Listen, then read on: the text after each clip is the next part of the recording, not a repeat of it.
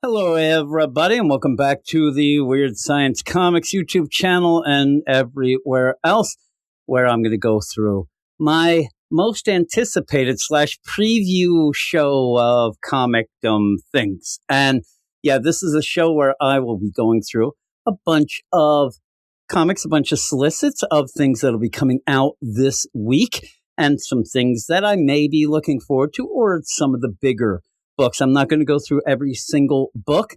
And that's what's kind of cool, is that I would ask everybody that if you are listening and there are books that you're looking forward to that you're going to read this week that I don't talk about, it might be because I didn't see them or I may not be reading them. But if you end up mentioning them in the comments, I will try to check them out, especially if you say they're good. If you end up saying, thank God you didn't talk about this book or that book or whatever, I'm not going to check those out, obviously. But we have a bunch more books, it seems, this week. So we'll have a little bit of DC, a little Marvel, and a little bit of indie. But again, these aren't every book coming out, but some of the bigger ones. We'll start with DC, and we'll start with Absolute Batman number 16. If you look at the cover, you wonder, how tall is this Wonder Woman? Holy cramolis. And Batman is telling her to go to hell, but as a question, because I think they both are. But here is, and how we do this, I will read the title, I will read the creative team, and then we'll read the solicit and talk about maybe how much it is as well, because this is, as I said, Absolute Batman number 16, written by Scott Snyder, with art by Nick Dragotta. It is $4.99, and here is the solicit. Absolute Batman in Hell. Part 2 of our Absolute Batman, Absolute Wonder Woman story. Bruce Wayne is on a desperate hunt to help his friend Waylon, now transformed into a monstrous crocodile, roaming the sewers, consumed with a deadly hunger. Batman's last option for a cure is to turn to a god for help. But will he have to descend into the depths of hell to get it?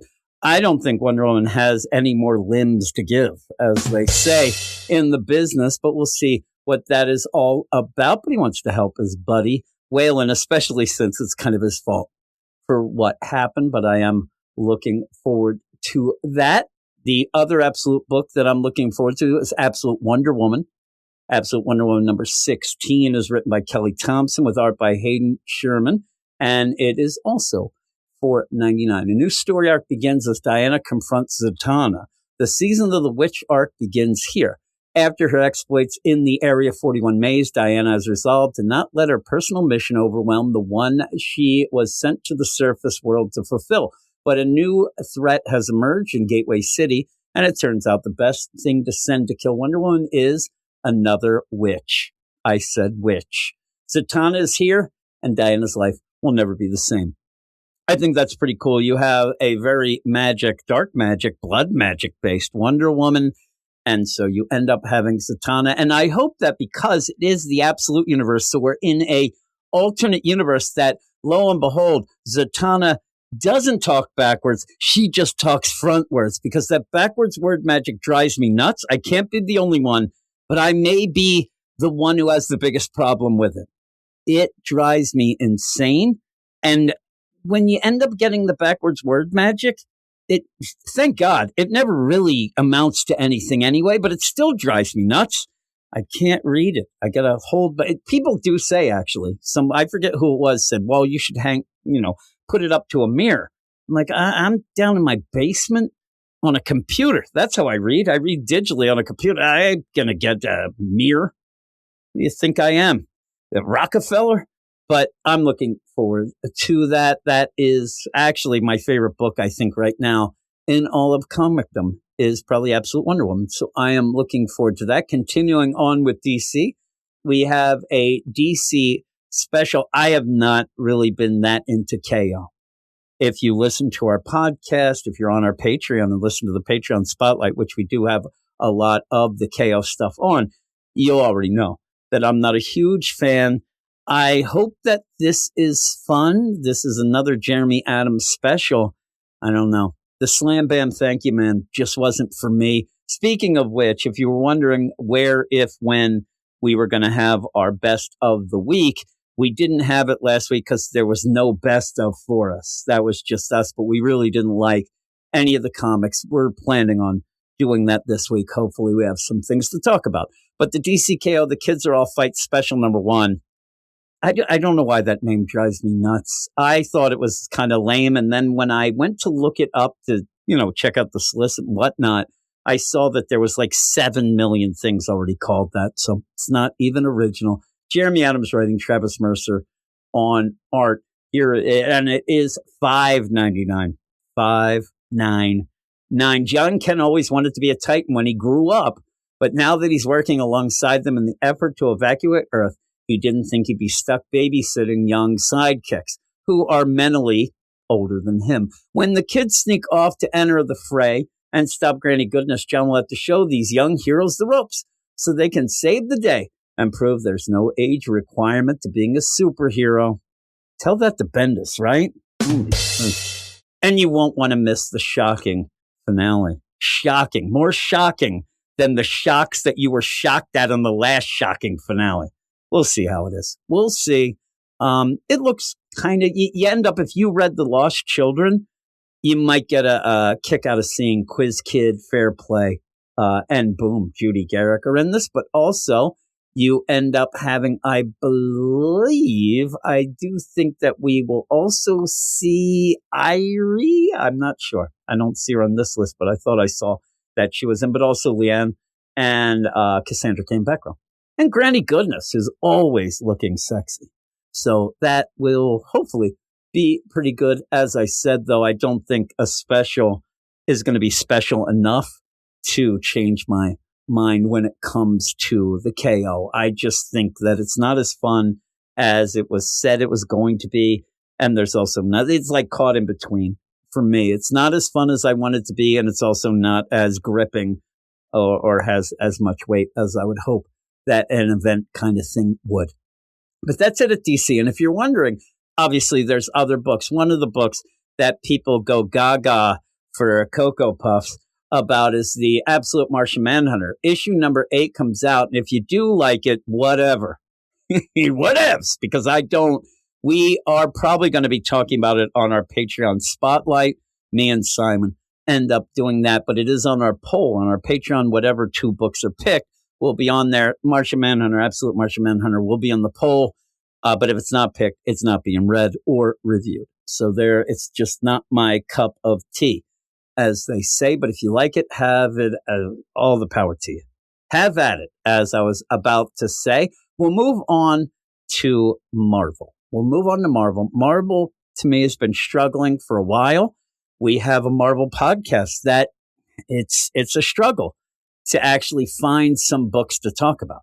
That is a crazy thing. It never happened to us before on any of the comic book podcasts that I've ever done, the DC, indie, whatever. There's always something to talk about. The thing is, at DC, the way we have it spelled out is that we try to do mostly everything. It doesn't matter if we like it or not. We just kind of keep going until it gets really, really bad. Absolute Martian Manhunter. But also, in that, though, Marvel, when me and Matt ended up starting the Marvel podcast, we came up with the rule that, not a rule, but we don't want to talk about things that we don't like. That's the problem, is that's pretty much all of Marvel lately. So there are some things, though. And this week actually has at least a couple things. And I will tell you that the first one that I'm going to be talking about here is Iron Man #1. And before I go into anything else, I'll tell you that me and Matt already did a review that we're going to have up here on the YouTubes and on our Patreon all over the place. Me and him talking about Joshua Williamson's new #1 Iron Man. I'm not going to spoil things here. Yeah, I almost just did. That's the worst, is I'm going to say I'm not going to spoil it, and it just makes me want to spoil it. But it is Iron Man #1, written by Joshua Williamson, art by Carmen Carnero, Nolan Woodard on colors, Joe Caramagna on letters. It is a $5.99 wraparound cover. Oh, wait, that's fancy. I'll tell you, it is oversized. The unapologetic Iron Man is once-in-a-lifetime hero, but the beating heart behind the armor is a once-in-a-century genius. Years ago, Tony Stark was knocking on death's door, so he created the Iron Man armor to survive. This is new info for you, right? You getting it? What happens the next time death comes a calling? I wouldn't answer. What weapon does he create then? See, this is the thing. I don't want to spoil things about this, but I think that you're going to get a little play here. I mean, the idea of just, this is what it just said again. He created the Iron Man armor to survive. But what happens the next time death comes calling? What weapon does he create then? Well, can't we go back and see the 50 million times this has happened to him? I mean, it's happened, right? We've seen the weapons that it creates then. And it should say, what weapon does he create again? What if, ... someone else creates it first? These questions have haunted Tony for years. Really? A ticking time bomb inside of him waiting to explode. Huh? Femme fatale Madame Mask has also asked these questions. And with the power of advanced idea mechanics, that's AIM, if you don't know, behind her, she's ready to create the next great weapon. I didn't say in the review, there's a point where Tony wants to throw shade at AIM and says, you should be called this. And it's like eye rolling. Welcome, superstar Joshua Williamson, as he makes his powerful return to the hallowed halls of Marvel, taking the reins of the Golden Avenger with legacy Stormbreaker Carmen Carnero. This is a classic superhero storytelling in the mighty Marvel manner, just how you like it. I don't want to spoil anything, but it wasn't how I liked it. You can listen to me and Matt talk about it, but yeah, I wanted to have more zip in my step after reading it, and I didn't get it. But we'll see. That'll go up tomorrow as I'm recording this. The other book I have at Marvel is The Infernal Hulk #3. This is almost like a default. My 2 favorite words in the English language. I'm not really digging The Infernal Hulk. This is the 3rd issue, so I'm still giving it a chance. But I thought that the, Incredible Hulk, Philip Kennedy Johnson, who I do like, but I thought it really went on too long. It meandered a lot. It ended up sidetracking and really was mostly about Charlie, not the Hulk. Then we end up here, and I'm wondering, what's going on. But what happened to Bruce Banner in that cave? As the monster's war on humanity rages across land and sea, but not air, Bruce Banner and Betty Ross have finally found their life in a quiet normalcy, free from their past and the threat of the Infernal Hulk, or so they think. Is Banner really free? How long can they hide as the world burns down? And what happens when this nightmare finds them? Guest starring Iron Man. The fate of Bruce Banner is revealed in this pivotal issue.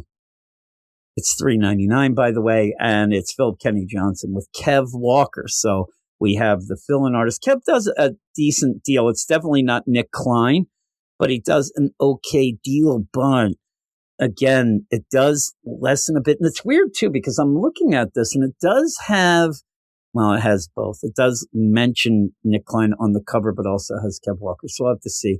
Maybe it's half and half. And actually, I think it is probably more Kev doing the Banner stuff, and then Nick Klein. I've got to get my head straight here.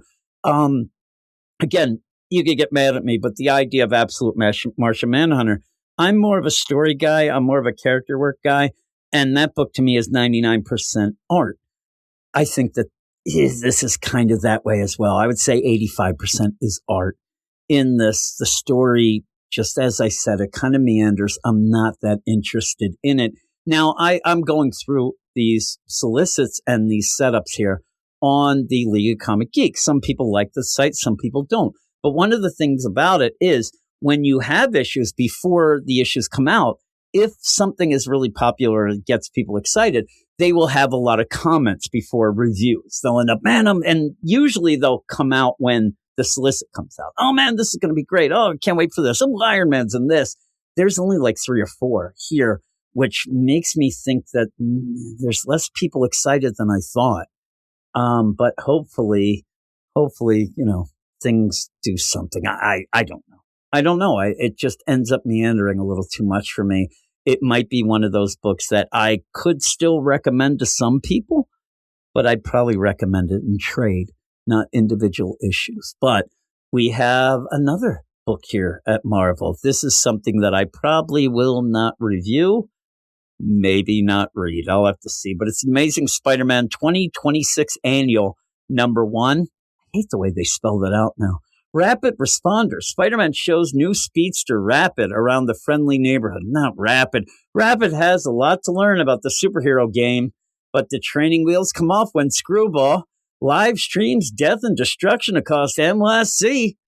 $4.99. It's an annual and it costs less than half of these other issues. It's written by Saladin Ahmed with Federico Vicentini on the art. And you also have, I believe, Joe Kelly writing a story as well. I don't see it there, but I do believe he has a little bit of something going on.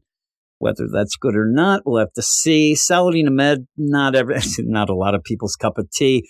And I kind of think seeing Rapid on the I don't know that many people check it out, but we'll see. We'll see. If somebody says to me, I was hoping that you would, review it, I probably still won't, but it'd be nice for them to say it. And it is Joe Kelly does a little bit more. And Roy Marcado, I hope I said that right, is the art on that story. But that is it for Marvel. So we're going to go off to indie. This is already going longer than I thought it would. But this is the indie side of things. Again, this is going to be where probably some people will have some other things that they are reading, and maybe you can give me a heads up of what you like, what you're reading. But I will start with a book that most people are reading it, love it. Most people should be reading it, so then they would love it. It's Conan the Barbarian, number 28, written by Jim Zub and art by Fernando Dagnino. I had a thing going on. Me and Jim Zub had a war going. We were beefing at one point. That is all settled, and I really do like this Conan book, though I tend to fall behind 2 or 3 issues and then catch up in one fell swoop. But right now, I think I am one behind. But here it is. Year 3 of the Titan Heroic Conan Legacy continues. It's $4.99, by the way. All new Conan story arc concludes. The Conquering Crown. The king has gone mad, or so the rumors say. A tyrant sits upon the throne, and all will suffer until he is deposed or dead. Conan the mercenary cares nothing for these royal rumors and petty politics, but he has the skill in battle is about to be put to him in the path of a mad monarch, and his life will be forever changed. So that seems cool. Awesome cover. I'm looking to see. It's by Gerardo Zaffino. Pretty cool cover. Yeah, I'm looking forward to that. I'm sure it'll be good and probably will pop up on the best of. I'll go to the next book. It's Skinbreaker number 5 over at the Image. I should have ended up saying that Titan Comics is Conan the Barbarian. Skinbreaker, Image Comics. It is also Skybound, distributed through Image because it's Robert Kirkman with David Finch on art. And it is $4.99. Anuk learns the true cost of being the elder, but at what price? Why even do that? Stop it, Kirkman. The idea, he learns the true cost, but at what price? And is there a discount? And did he shoplift? I don't know. Cover looks pretty cool, and I'm looking forward to that. I actually have not read any of Skinbreaker right now, and why I'm saying I'm looking forward to it is we have already decided that for February on our Patreon, our book of the month where we go through a trade will be Skinbreaker. So I'll catch up and read all of that when we do that. So what else on the indie scene? Well, there's another Image comic, Skybound. It is G.I. Joe number 18. I believe Joshua Williamson's best book out there. Way better than that. I'm not going to spoil things. I don't want to spoil things. It's Joshua Williamson and Marco Fodera. It is $3.99 and worth every penny, I'll tell you. A standalone Night Force covert op. The iconic Roadblock makes his Energon Universe first appearance. He looks like Sweet Tooth on here. But will he be the newest recruit of Lady J and Flint's Night Force, or will he join a different group? We will just have to see, won't we? Yes, we will. I'm looking forward to that. Roadblock there on the cover, looking badass. And then, that's it. That is it for the preview show. I do want to keep it a little bit tidy here. I don't want it to be too long. So, obviously, there's more books. And even if I said, threw shade at stuff, like an absolute mushroom man. I just joke. It's me joking. It's because I care so much. You joke when you care, is what they say. Let me know what you're looking forward to. Give me your whole pull list for the week. That'd be pretty cool. And yeah, if there's something that you're like, oh my God, you're not reading this. A lot of indie books, really. just let me know and I will try at least. I should be able to check most of the things out. So yeah, let me know what you're reading. Looking forward to this week, but that is it. I'm not going to waste this any longer. Thanks for listening and watching. And I hope that you do enjoy some of the things that we're coming back with. Again, we will have a review for Iron Man #1 by Joshua Williamson tomorrow as I'm recording. It'll be up Wednesday morning. It's about 20 some minutes long, a little longer than what I usually see on the YouTubes. Again, it's because we care so much. We care so much it hurts is what I tell people. But thanks. Check out the description of the video where there'll be links to everything Weird Science, Marvel Comics Podcast, DC Comics Podcast, our Patreon, that we have a ton of things going on, including some reading groups for, say, Hellboy, Usagi Yojimbo, Grant Morrison stuff, Walking Dead Deluxe. We got it all. Just go there. Thanks, everybody, though, and I'll talk to you later. You are all weirdos. Weird science is the revolution. Weird science is the revolution.